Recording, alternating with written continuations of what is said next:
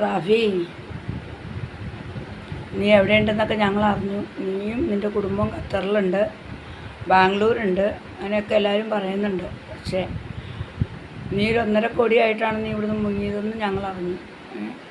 നിനക്ക് നിൻ്റെ നാട്ടിൽ ചെന്ന് ഞങ്ങൾ കണ്ട് നിൻ്റെ വീഡിയോസ് വേണേൻ്റെ കൂടെ ഞാൻ സെൻഡ് ചെയ്യാം. നിൻ്റെ വീടിൻ്റെ ഫ്ലാറ്റും നിനക്കറിയാമായിരുന്നല്ലോ. നിൻ്റെ ഫ്ലാറ്റ് എന്തായാലും ജപ്തിയായിട്ട് കൊണ്ടുപോകും നല്ല ഉറപ്പുണ്ടായിരുന്നു നിനക്ക്.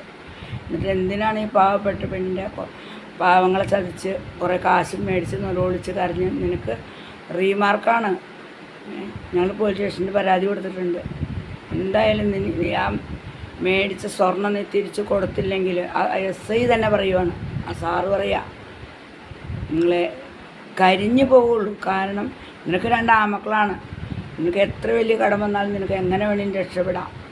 പക്ഷേ ഒരു പാത്രം കഴുകി ബാത്റൂം കഴുകി ഉണ്ടാക്കിയ പൈസയാണത്. അതൊരിക്കലും നീയോ നിൻ്റെ മക്കളോ രക്ഷപ്പെടില്ല. നീയാണ് 1ാമത്തെ ആളെന്നാണ് അവിടെ എല്ലാവരും പറയുന്നത്. നീയാണ് കള്ളി. നീ നുണ പറഞ്ഞ് കള്ളത്തരം പറഞ്ഞ് നീ ആ പൈസ ബെഡ്ഷീറ്റ് വിറ്റ് ഉണ്ടാക്കി ആണ് നിങ്ങളിവിടുന്ന് കടന്നേക്കണത് കേട്ടോ. അതുകൊണ്ട് നീ എവിടെ ഇരുന്നാലും നിൻ്റെ മരുമോനെ ഇന്നലെ വിളിച്ചിട്ടുണ്ടായിരുന്നു സാറ്. നീ എവിടെ ഉണ്ടെങ്കിലും നീ ഞങ്ങൾ രണ്ടുപേരിൽ ആരെയും വിളിച്ചിരിക്കണം. കാരണം ആര് പറഞ്ഞിട്ടായാലും സ്വന്തം ഇഷ്ടത്തിന് തന്നിട്ടായാലും ഇതിൽ ഞാനും കൂടി ഇതിനകത്ത് ഉൾപ്പെട്ടതാണെന്ന് നിനക്കറിയാമായിരുന്നു.